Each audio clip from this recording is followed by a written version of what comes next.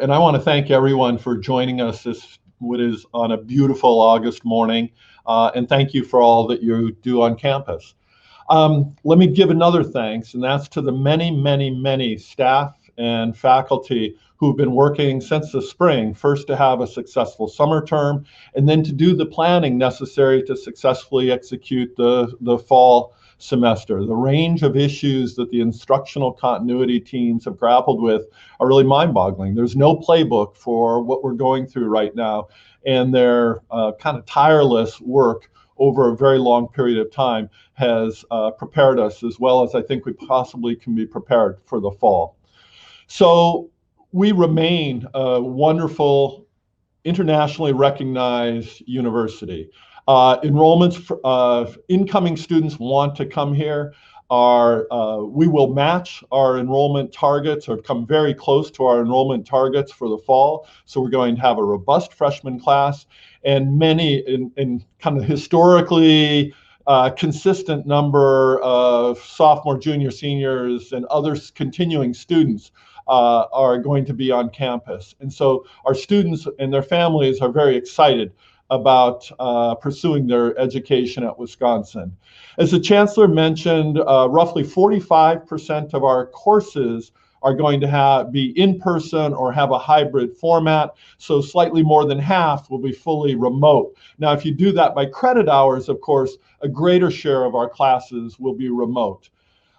Around a quarter of our students are going to have that is 100% remote schedules. That is, they will have no in-person classes.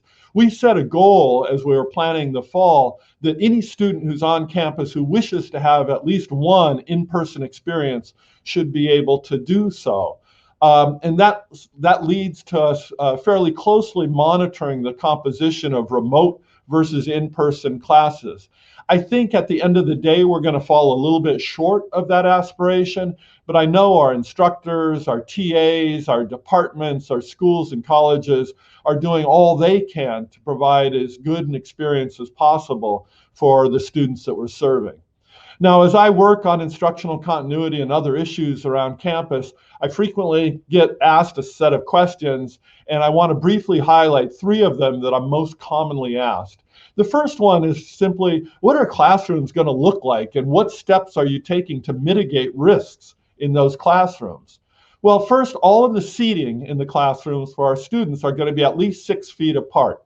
Our colleagues in FP&M have gone into the classrooms where there's removable seats and taken seats out, so the remaining seats are at least 6 feet apart. When there's fixed seating, chairs, seats have been marked, do not sit here, so students are easily able to separate themselves. And instructors will be at least 10 to 12 feet away from the closest student.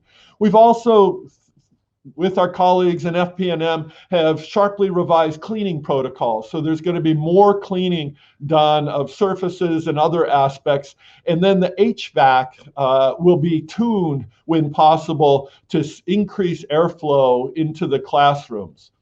There's also cleaning supplies going to be provided, whether wipes and other supplies for faculty, instructors, and students to wipe down surfaces, and hand sanitizer stations. There's over 500 of them installed throughout campus, including outside many of the classrooms. As the chancellor mentioned, face coverings are going to be required, and for a student or anyone else who happens to forget their face covering, those will be provided. And lastly, our colleagues in the College of Engineering have been extremely innovative about designing face shields that are ordered and will be distributed throughout through departments and schools and colleges, and also devices to fit masks even more closely. And so a disposable mask can have almost the same properties as an N95 mask. But a next question that I often get is, well, what if students refuse to wear a mask? All right, the simple answer to that is they may not attend the class. But of course, what happens if a student is in class, kind of has a mask on, and then that mask isn't being worn properly, or they decide to take it off?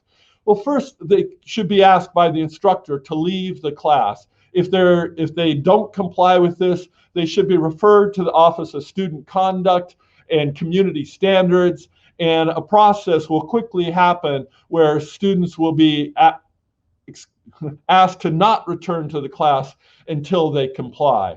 And then lastly, an instructor, whether TA or academic staff or faculty instructor, is authorized to suspend or cancel a class immediately if there truly is a confrontation about mask wearing, and that student then will not be permitted into the class until that situation is resolved.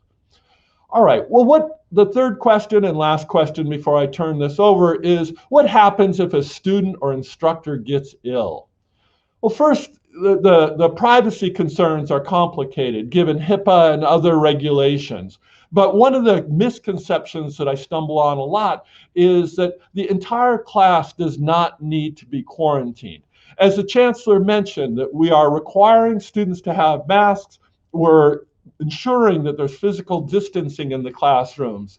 As such, classrooms are not considered close contact for the purposes of contact tracing, whether you look at guidance from the CDC, the Public Health Dane County, or our experts from the School of Medicine and Public Health. They're clear that transmission occurs from long duration exposure to the virus from closer than 6 feet. And so our masking and distancing ensures that an entire classroom does not need to be quarantined.